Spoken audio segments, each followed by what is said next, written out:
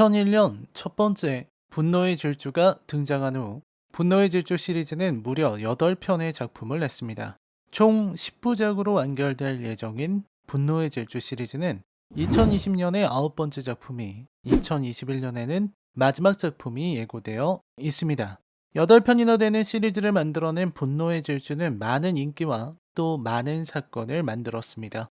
미국을 대표하는 자동차들이 대거 등장해서 공도 질주를 벌인다는 단순하고 명쾌한 이야기와 액션과 스피드 두 개의 미덕으로 관객들에게 어필하며 큰 인기를 얻을 수 있었습니다. 특히 일곱 번째 작품인 분노의 질주 더 세븐은 이제껏 나온 분노의 질주 시리즈 중에서 최고의 작품으로 평가받는 대작이었습니다. 브라이언 오코너 역을 맡아 빈 디젤과 함께 분노의 질주 시리즈를 이끌어왔던 폴 워커가 불의의 교통사고로 사망하며 남긴 유작이라는 면에서도 의미가 깊은 작품이었고, 제임스 완이 맡은 유일한 분노의 질주라는 점도 독특한 부분이었죠. 분노의 질주의 장점들은 명확했습니다. 다양한 캐릭터들이 서로 다른 매력을 뽐낸다는 것, 대놓고 카체이싱에 집중하고 있는 장르물이라는 것, 그리고 시리즈가 성장하면서 블록버스터의 매력을 지니게 된 것이죠. 그리고 마침내 스핀오프 작품이 나오기에 이르렀습니다. 분노의 질주 홉스 앤 쇼. 시리즈 내내 괴물 같은 활약을 보여준 루크 홉스, 그리고 그와 악연을 지닌 악당 데커드 쇼를 등장시켜 팀으로 만든다는 듣기만 해도 재미있을 것 같은 상상을 실현한 작품이 나온 겁니다. 하지만 뚜껑을 열어보니 분노의 질주 홉스 앤 쇼는 기대에 미치지 못하는 퀄리티로 등장했습니다. 물론 큰 의미를 바라지 않고 그저 액션 영화의 재미, 카타르시스만을 생각하며 보기에는 충분히 좋은 영화입니다. 화끈한 액션과 폭발, 스피디한 진행, 질주하는 차량, 유머러스한 대사들까지 잘 버무러져 있습니다. 데이빗 레이치 감독 특유의 유머 스타일을 좋아하는 관객들이라면 더욱 깊게 즐길 수 있는 작품이기도 합니다. 그럼에도 이 작품에는 명확한 약점들이 있습니다. 우선 캐릭터들이 너무 평면적이고 버디무비인데도 두 주인공의 케미가 생각처럼 좋지가 않습니다. 서사도 약합니다. 거기에 자동차 액션이라는 분노의 질주의 아이덴티티가 부족한 것도 약점입니다. 물론 가장 심한 것은 구성이었습니다. 중반 이후 늘어지는 구성은 이 영화에 대해 가졌던 좋은 인상조차 흐릿해지게 만들고 있죠. 분노의 질주 홉스 앤 쇼 리뷰입니다. 여러분, 이 앞으로는 치명적인 스포일러가 포함되어 있으니 감상에 주의하시길 바랍니다. 아울러 저는 철저한 비판을 목적으로 리뷰하고 있습니다. 그럼 시작하죠. 솔직히 말하면 저는 데이빗 레이치 감독의 스타일을 그리 좋아하지 않습니다. 그의 존 윅은 분명 좋은 작품이라 생각하고 아토믹 블론드에서도 그의 재능을 유감없이 보여줬다고 생각하지만 저는 데드풀2에서 그에게 실망했습니다. 어느 순간부터 그의 작품은 중반 이후 갈피를 못 잡고 늘어진다는 느낌을 주고 유머 감각은 지나치다는 인상도 줍니다. 물론 저는 데드풀2에서 크게 웃었지만 아쉬움은 있었습니다. 확실한 건 그에게 액션 장면을 멋지게 보이도록 하는 특유의 액션 연출이 있다는 것입니다. 존윅이야 말할 것도 없고 아토믹 블론드의 계단에서 펼치는 롱테이크 액션 장면은 가히 최근 들어봤던 최고의 장면이라 할 수 있습니다. 그 재능은 이번 분노의 질주 홉스앤쇼에서도 유감없이 보여줍니다. 특히 데커드 쇼와 루크 홉스의 액션에 개성을 부여하면서도 데커드 쇼의 전술적 움직임에서 존 윅의 느낌이 나도록 표현한 부분은 정말 좋았다고 생각합니다. 문제는 코미디입니다. 라이언 레이놀즈의 등장은 반가웠습니다. 그리고 저는 케빈 하트를 개인적으로 선호하는 편입니다. 배우의 매력이 상당하다고 생각합니다. 그럼에도 저는 이 두 사람이 영화 내내 던지는 무리수가 지나쳤다고 생각합니다. 일단 라이언 레이놀즈는 쿠키에서 거의 데드풀과 다를 바가 없는 모습을 보여줬다는 부분, 그리고 시종일관 진행되는 왕자의 게임 유머입니다. 솔직히 재미있긴 했어요. 저도 왕자의 게임을 봐서 알고 있는 밈들이 대부분이었고 유쾌합니다. 문제는 이런 코미디들이 지금의 유행에 치우친 소모품들이라는 점입니다. 영화와 별 상관없는 영화 밖의 소재로 유머를 만들어내는 것을 저는 하책이라 생각합니다. 영화 내적 상황과 분위기, 대사로 웃음을 유발하는 것이 더 나은 방법이라고 믿습니다. 또 이러한 가벼운 유머와 농담들, 드웨인 존슨의 레슬링 캐릭터인 더 락을 이용한 유머들, 예를 들어서 파이를 산처럼 쌓아놓고 먹는다거나 특유의 눈썹 움직임을 가지고 유머를 펼치는 것은 저로서는 참으로 유치하다고 생각합니다. 그런 것으로 웃기려는 발상 자체가 세련되지가 못했어요. 이런 코미디는 이 영화의 톤을 한층 가볍게 만들고 있습니다. 저는 이 가벼운 톤이 이 영화를 망친 주범이라 생각합니다. 이유는 간단합니다. 가벼운 분위기가 루크 홉스와 데커드 쇼의 만남이 지닌 무게감을 방해하기 때문입니다. 앞에서도 말했듯 버디무비의 핵심은 두 캐릭터의 조화에 있습니다.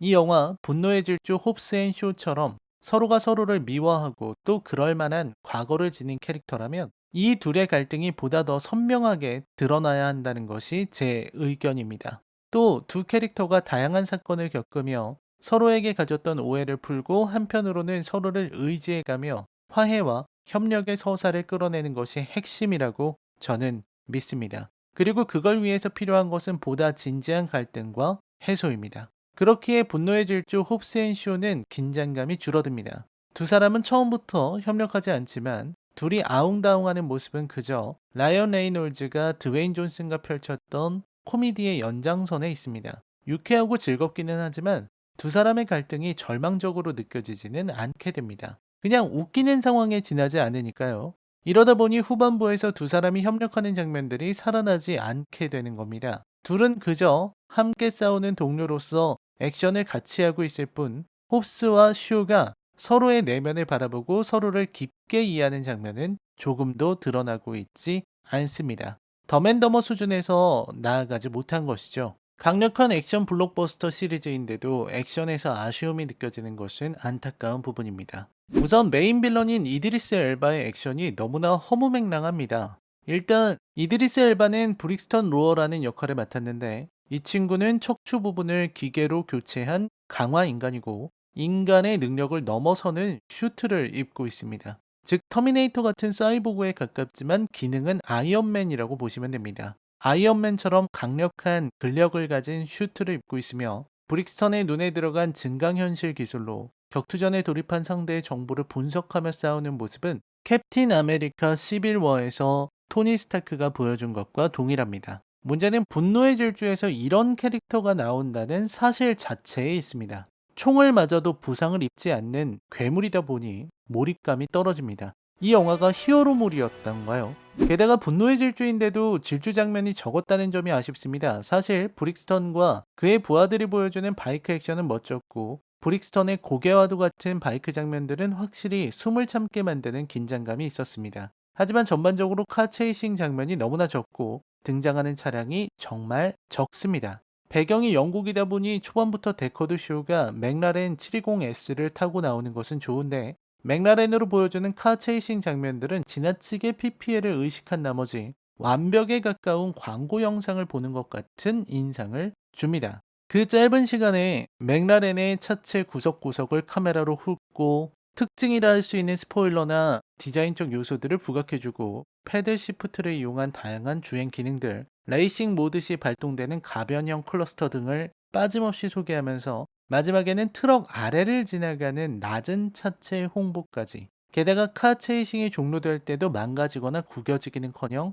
더러운 얼룩 하나 묻지 않은 깨끗한 모습으로 연기 좀 나는 장면은 고개를 흔들게 만듭니다. 버터플라이 도어 홍보야 뭐 문만 4번은 연 것 같네요. 특히 제이슨 스타뎀이 이제 이 차를 버리자고 할 때는 헉소리가 나올 정도입니다. 겉으로 볼 때 아무 이상도 없는 차를 그냥 버리다뇨. 아마 원래 기획은 부서지고 구겨지는 것인데 광고주를 고려해 저렇게 깨끗하게 끝낸 것은 아닌가 하는 의심이 들 정도더군요. 이 정도면 분노의 질주가 아니라 홍보의 질주, 분노의 PPL 아닌가요? 그나마 저 맥라렌 장면을 끝내면 카체이싱도 제대로 나오지 않습니다. 액션도 그리 대단할 건 없습니다. 두 사람이 멋지게 작전을 해내려고 하지만 결국 하는 거라고는 악당의 얼굴에 주먹을 꽂는 정도죠. 특히 연구소 잠입에서 나오는 과정까지가 저는 무척 형편없었다고 생각합니다. 돌입 장면도 별로고 잡힌 후에 해티의 도움으로 빠져나오는 것까지 힘이 약했다고 생각합니다.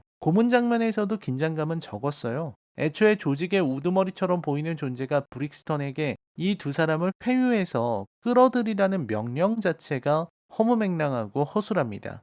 저런 허술함으로 잘도 이런 조직을 운영한다는 느낌이 들 정도죠. 그 회유의 방식이 전기 고문이라는 점은 더 황당하고요. 긴장감의 문제는 계속해서 지적을 받아야만 합니다. 이 영화는 데코드 쇼의 여동생인 해티 쇼가 바이러스에 감염되었고 그 바이러스를 막기 위한 72시간이 주어집니다. 그 시간 동안 해티를 죽이거나 아니면 바이러스만 추출해야 한다는 것이죠. 문제는 저 72시간이라는 시간이 흘러가는 상황을 제대로 묘사하지 않다 보니 이게 몇 달이 지난 건지 이틀이 지난 건지 의구심이 들게 만듭니다. 킬러의 보디가드처럼 시간 제한을 다루는 방식이 형편없었던 거죠.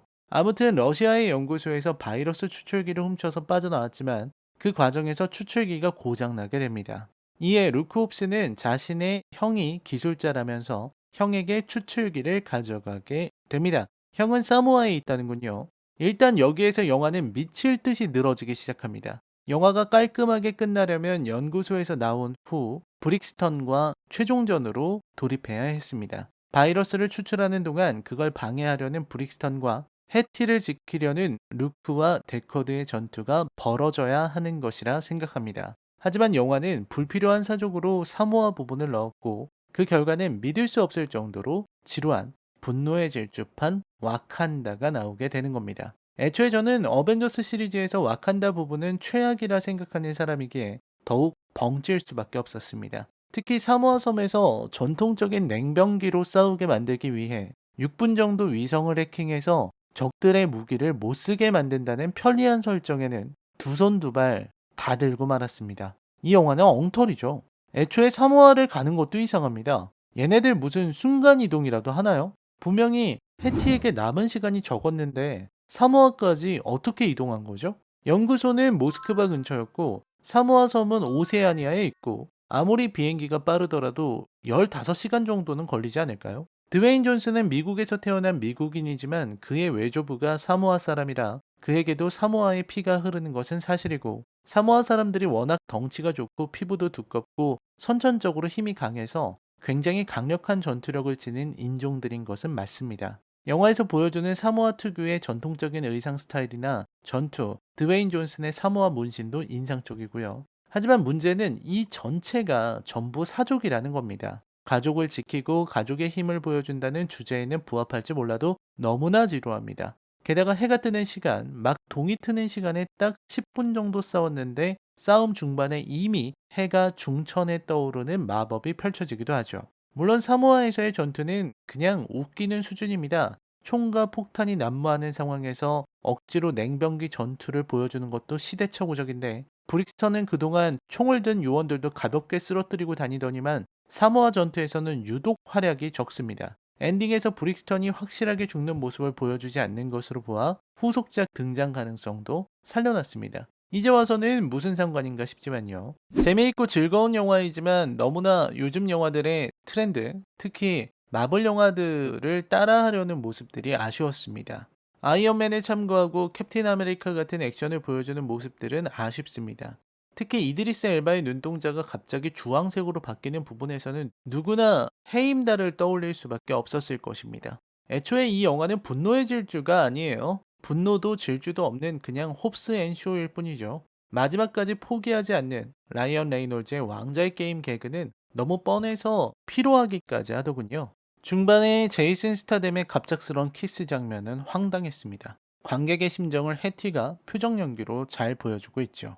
여전히 재미는 있습니다. 두 빡빡이 배우들의 액션은 볼만하고 둘 다 매력이 넘칩니다. 바네사 커비도 좋고 헬렌 미렌의 깜짝 등장도 나쁘지 않았다고 생각합니다. 하지만 늘어지는 구성과 지루함은 큰 약점이라고 봐야 하겠습니다.